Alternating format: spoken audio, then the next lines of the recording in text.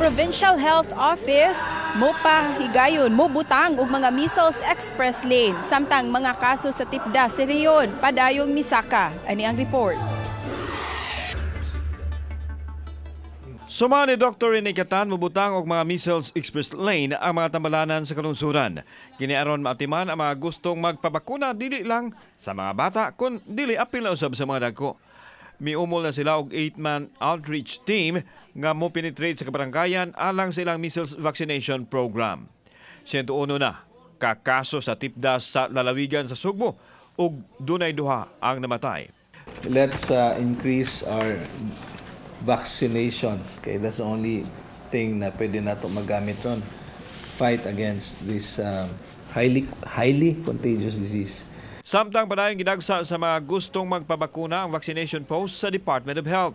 Bukas kini, gikan sa alas 8 sa buntag hangtod na sa alas 2 sa hapon. Kagahapon gibuksan ang nasoing vaccination post isip pagpalapad sa programa Batok Tipdas.